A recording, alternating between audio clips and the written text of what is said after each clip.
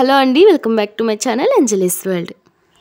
అందరికీ ఎంతో ఇష్టమైన గోంగూర పచ్చడి వారం రోజులు నిలువ ఉంటుంది. ఉల్లిపాయ వేసినా కూడా.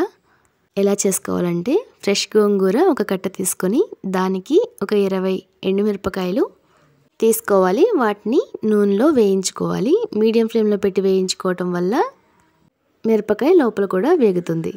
వాటిని తీసి పక్కన పెట్టేసిన తర్వాత దానిలోనే గోంగూరను కూడా వేసి మగ్గించుకోవాలి.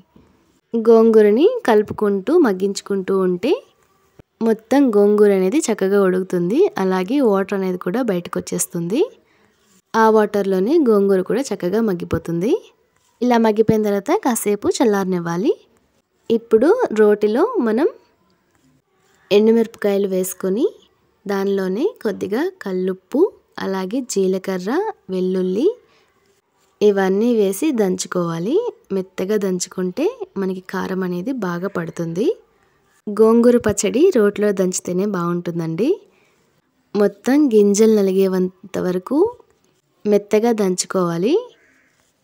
ఇలా దంచితే మనకి కలర్ కూడా మంచిగా వస్తుంది. ఇప్పుడు చల్లారిపోయిన ఈ గోంగూరని కూడా ఎండుమిరపకాయల్లో వేసేసి మొత్తం అంతా దంచాలి.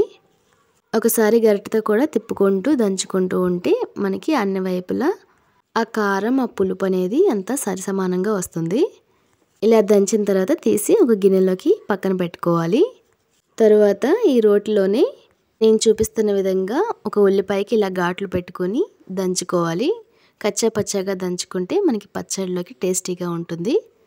ఈ దంచిన మిశ్రమాన్ని మనం పచ్చడిలో కలుపుకోవాలి. ఇలా కలిపేసిన తర్వాత ఇష్టం ఉంటే తాలింపు పెట్టుకోండి. వద్దు అనుకుంటే ఇలాగే తినేసేయండి. తాలింపు పెడితే మనకి పచ్చడి అనేది నిల్వ ఎక్కువ ఉంటుంది. టేస్ట్ అనేది కూడా బాగుంటుంది. వెల్లుల్లిపాయి, తాలింపు దినుసులు, అలాగే ఆవాలు, మెయిన్గా మెంతులు వేయాలి. గోంగూర పచ్చడికి మెంతులు అనేది చాలా బాగుంటుంది.